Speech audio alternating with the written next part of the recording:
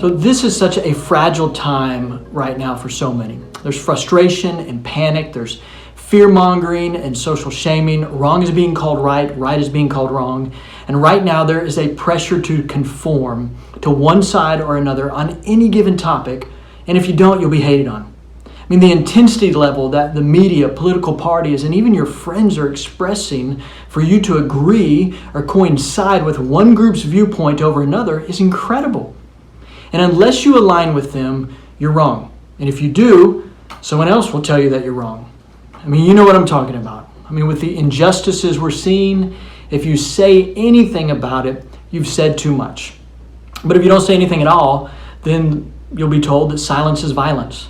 Economically, people are worried that if they don't get back to work, more will be without jobs. And if they do, there'll be more sickness. Doctors locally and nationally are affirming that if we don't shelter in place, the virus will spread. But they're also affirming that if we continue to shelter in place, we'll continue to see higher rates of depression and domestic abuse and self-harm.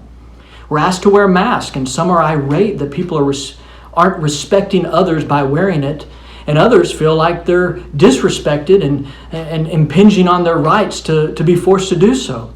But whatever position you take on any of these issues, someone's going to be upset.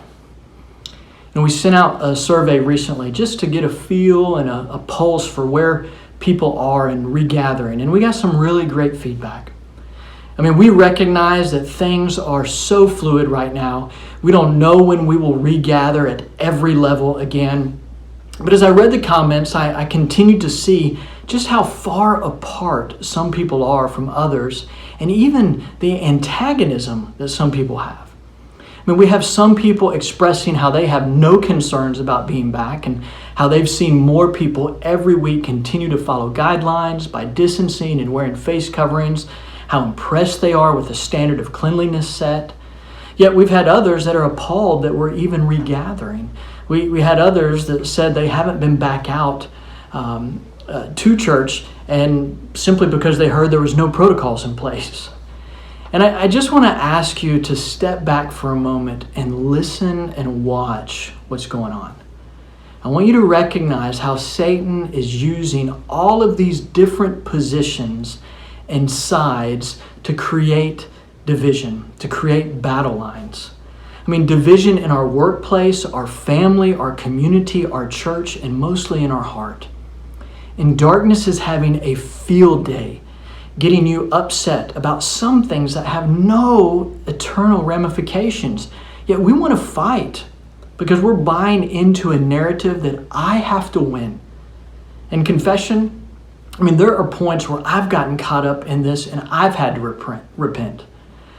But the strategy of darkness has been and continues to be divide and conquer. So consider this. Not everything is as black and white as we want to make it. I mean, let's be honest. We love for things to be black and white because it's easier. We don't have to live in the tension that it creates. And just by the way, it's in the tension that we exercise more faith and we grow more as a person.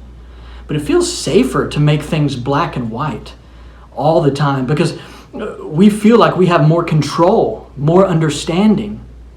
And I'm not talking about wrong being called right and right being called wrong, but there are so many unknowns right now, and darkness is using those unknowns and those battle lines that we're forming to create division. And essentially, we're losing sight of making the main thing the main thing. Let me give you just a quick example. I mean, school districts are being tasked with the impossible decision to either go 100% online or require kids to come back or have some type of hybrid.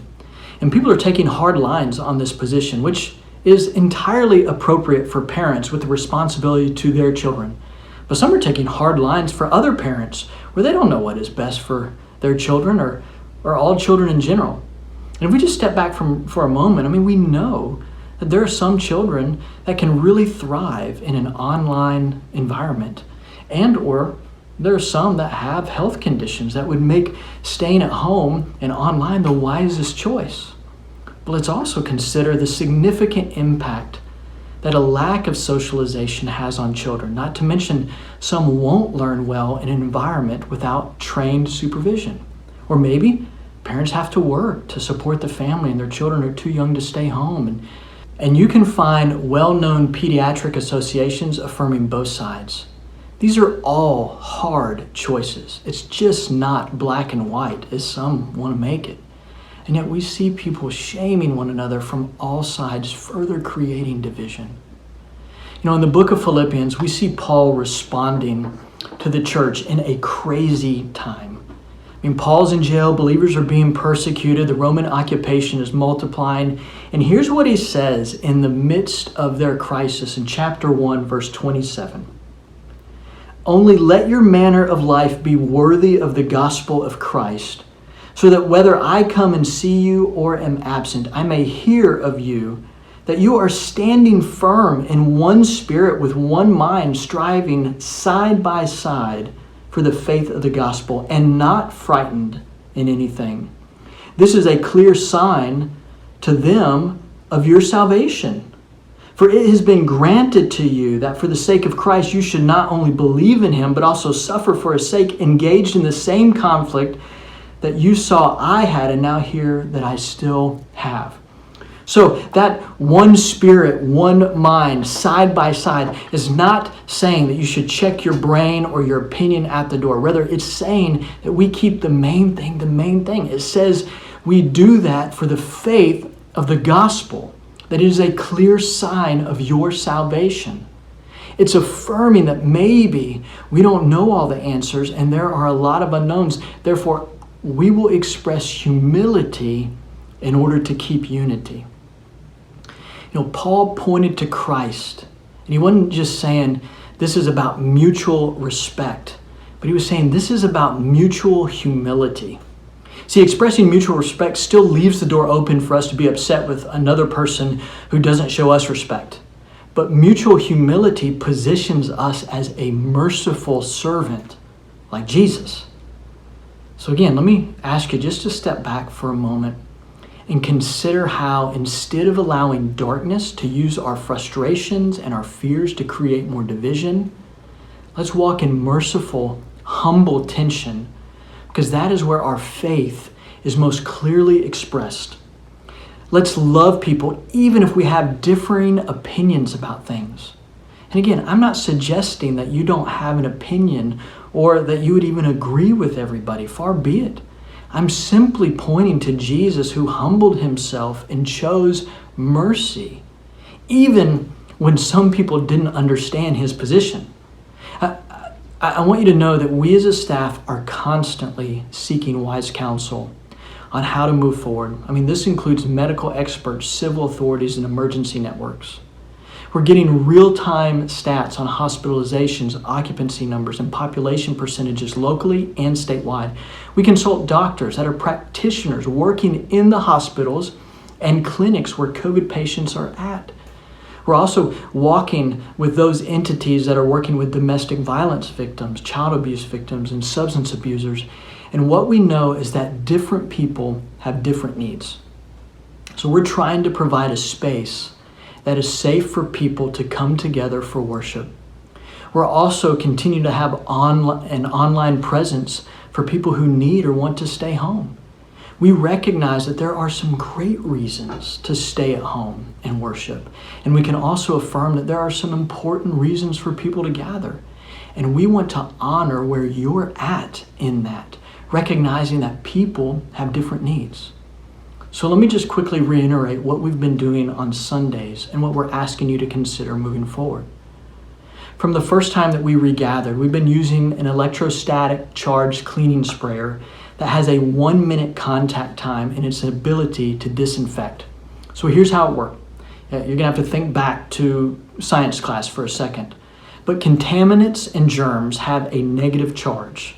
Therefore, a positive charge is put in the chemical so that the opposite charges attract and it envelops any and all germs. This is the standard for cleaning classrooms and auditoriums. We do this before every service, in between services, after services, on doors, contact points, and of course all the bathrooms. On Sunday, staff's wearing a face covering while greeting and serving the congregation as they get to their seat in worship.